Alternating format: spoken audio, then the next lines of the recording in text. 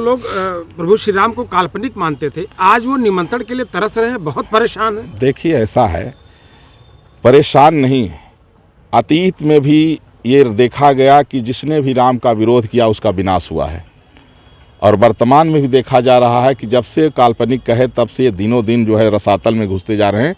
और आपके चैनल के माध्यम बहुत गोपनीय बात देशवासियों को मैं बताई दे रहा हूँ, राहुल गांधी की जो एक यात्रा पहले भारत जोड़ो यात्रा थी जो निष्फल गई, अब फिर जो है जो न्याय यात्रा कर रहे हैं, सब जानते हैं घोर अन्यायी व्यक्ति, ये क्या न्याय करेगा, ये बहुत जल्दी नानी के यहाँ जाने वाला है। चारों मठों के शंकराचार्य जी, मैं एक बात कहूँगा, समझ लिया, राम का विरोध और राष्ट्र का विरोध, चाहे शंकराचार्य हो, चाहे मैं हूँ, चाहे आम पब्लिक हो, चाहे कोई भी हो, जो राम का विरोध करेगा उसका अस्तित्व समाप्त है। भारत की जनता चाहे वो कोई गुरु हो, हमारे यहाँ एक सूत्र है कि जाके प्रिय न राम वैदेही तजिए ताहि कोटि बैरी सम जद्य परम सनेही। जो भगवान का विरोधी है ऐसे गुरु का त्याग कर देना चाहिए। बोले कोई किया, बोले बलि ने अपने गुरु का त्याग कर दिया था। बोले बाप का बाप हो तो बाप का त्याग कर दो, बोले किसी ने किया, बोले भक्त प्रहलाद ने अपने राक्षस पिता हिरण्यकश्यप का त्याग कर दिया था। तो अगर राम का कोई विरोध कर रहा है तो चाहे शंकराचार्य हो, चाहे मैं हूँ, या कोई भी हो, या नेता हो, तुच्छ राजनीति करने वाले, उनको दरकिनार कर देने की जरूरत है। आपके एक भक्त ने ये बताया कि महाराज जी के अंदर जो है विश्वामित्र जी की छवि दिखाई दे रही है, और उन्होंने जगत के लिए बहुत सारे काम का बीड़ा उठाया है, और आगे भी बहुत सारे काम उनको करने हैं। आखिर वो कौन कौन से काम हैं जो आपको अभी और करने हैं? देखिए, एक बार मैं सुन रहा था जगत गुरु श्री राम भद्राचार्य जी का, तुलसी पीठाधीश्वर जी का प्रवचन कर रहे थे, तो वो कहे कि देखिए, बोले कहे कि त्रेता में बानर भय, द्वापर में भय ग्वाल, और कलयुग में साधु भय तिलक छापर माल।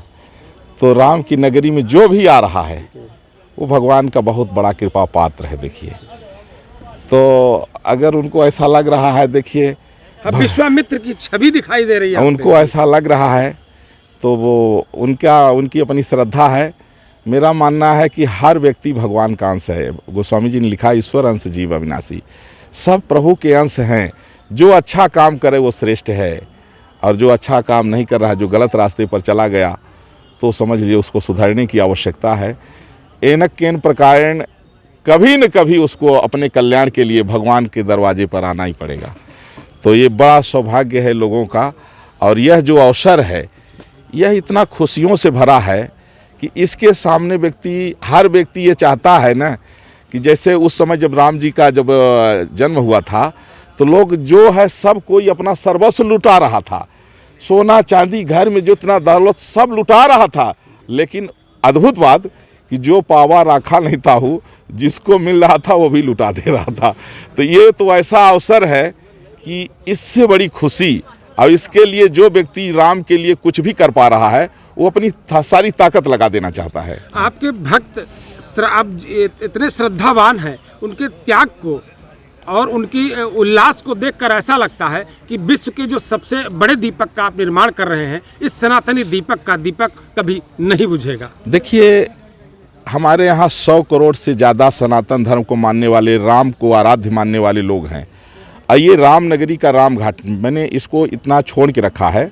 आने वाले समय में मैं यहाँ सीता माता का मंदिर बनवाऊँगा, इसलिए हमने इतनी भूमि करीब 10 एकड़ तक हमने इसमें कोई निर्माण नहीं कराया। मैं प्रतीक्षा कर रहा था कि जब राम मंदिर बन जाएगा इसके बाद माता सीता का भी एक मंदिर में बनवाऊँगा जो 9 मंजिला होगा, अद्भुत होगा। तो उसके लिए मैं ये अपनी ज़मीन, हमारे स्थान की ज़मीन हम छोड़ के रखे हैं। तो ये राम ज्योति है। अब भाई देखिए, साधु तो है जो सबका है। जिस दिन संत अपना घर छोड़ देता है तो समझे कि पूरा विश्व ही उसका परिवार होता है। तो मतलब हमारा परिवार 100 करोड़ से ज़्यादा है। अगर लोग 1-1 लीटर तेल का सहयोग करेंगे तो जलता ही रहेगा, और करते रहेंगे तो जब तक सृष्टि है तब तक यह राम ज्योति जलती रहेगी। एक वीडियो में मैंने देखा था, आपने ये वचन दिया था, कहा था कि यहाँ जो सीता जी की मंदिर बनेगी वो भारत के यशस्वी प्रधानमंत्री नरेंद्र मोदी जी की पत्नी आएंगी और उसका उद्घाटन करेंगी। देखिए, लोग समझे न समझें, आज देश को जो नेतृत्व मिला है, कोई भी व्यक्ति अगर कुछ करता है तो उसके माता पिता का आशीर्वाद होता है, और अगर विवाहित है तो उसकी धर्मपत्नी का बहुत बड़ा हाथ होता है।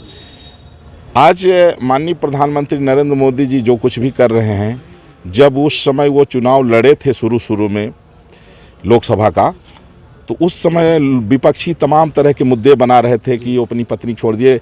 उनके पास जब मीडिया गई, उनसे पूछा गया तो वो तो बोली कि मैं तीर्थ कर रही हूँ कि वो प्रधानमंत्री बने। तो आज मोदी जी जहाँ हैं, उनके माता पिता का आशीर्वाद और माने उनकी धर्मपत्नी जसोदाबेन का भी जो तपस्या है वो संलिप्त है, देखो वो उसमें सम्मिलित है।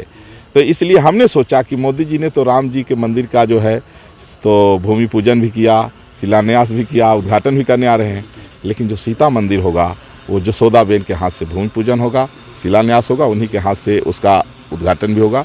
और उसकी हमने सारी तैयारी कर ली। हमारी ज़मीन अपनी है यहाँ की, जो 5 कोस के अंदर है, पंचकोसी परिक्रमा के अंदर है। ये राम घाट स्थित है और हमें ज़मीन नहीं खरीदना है। मेरे से इतने देश विदेश में लोग जुड़े हैं, जिस दिन मैं आह्वान कर दूंगा उस दिन इतना पैसा आ जाएगा कि मैं चाहूँ तो सोने का 9 मंजिला सीता माता का मंदिर बनवा दूँ। आगामी 22 जनवरी को भगवान की जो प्राण प्रतिष्ठा होनी है, उसमें बहुत सारे भक्त सनातनी धर्मी सब लालायित हैं अयोध्या आने के लिए।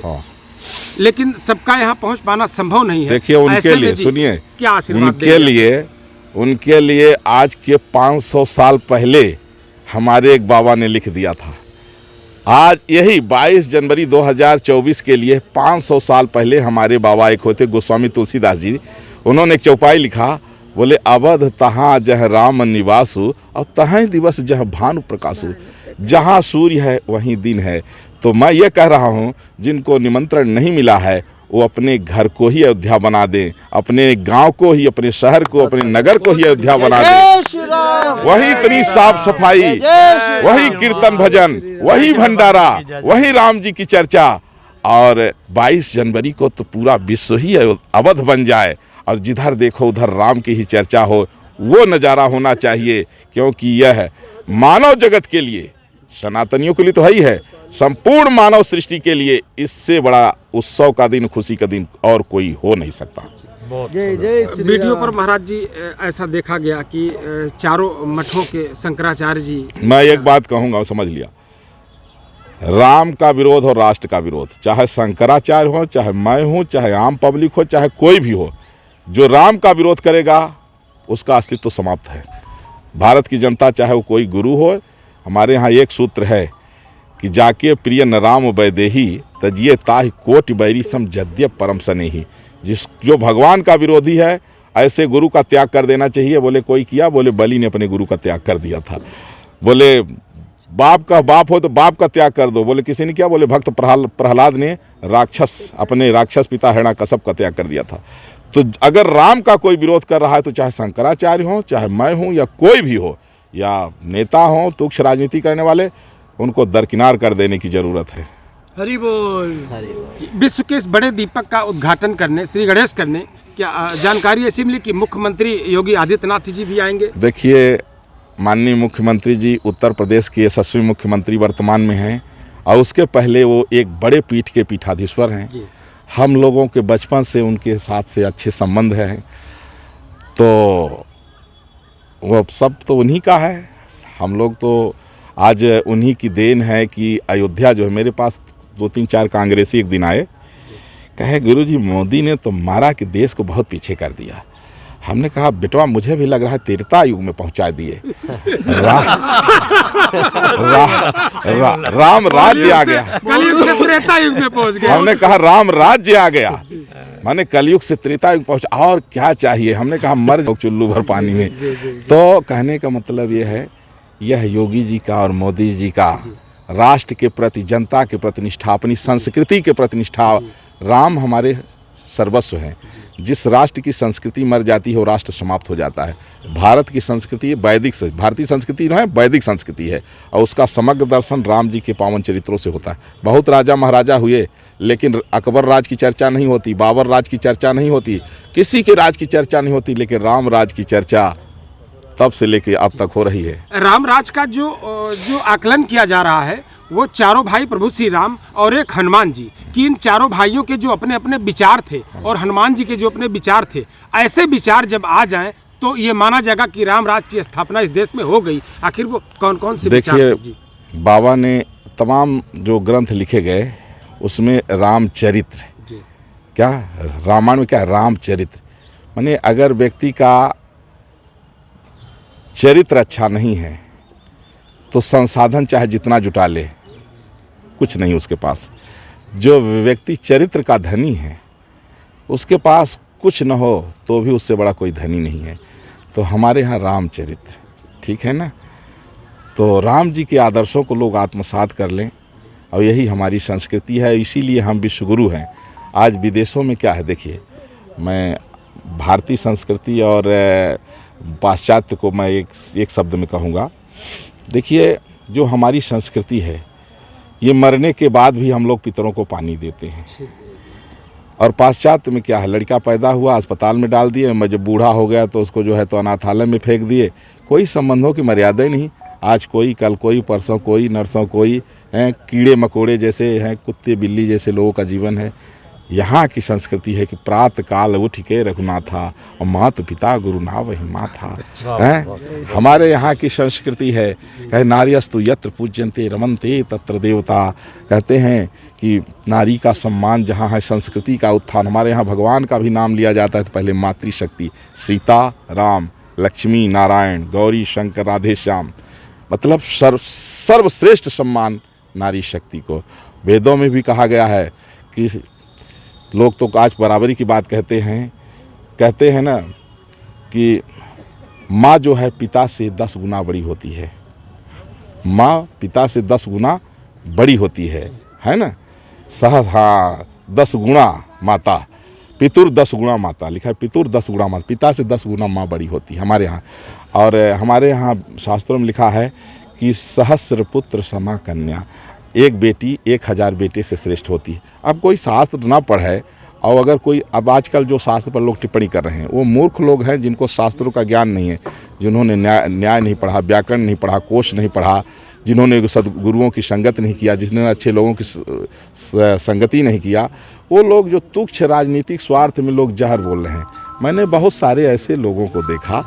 एक बार बिहार का एक शिक्षा मंत्री बोला, रामचरितमानस बोला ये नफरत फैलाने वाला ग्रंथ है। हमने कहा ऐसा क्यों बोला है रे?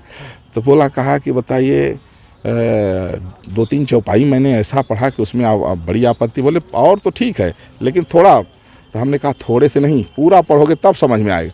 हमने कहा जैसे तुम्हारा नाम चंद्रशेखर है, अब चंद्रशेखर में अगर केवल तुम्हें खर कहा जाए, खर माने गधा होता है, तो केवल चंद्रशेखर में और हटा के केवल खर गधा कहा जाए तो अच्छा लगेगा? कहा नहीं।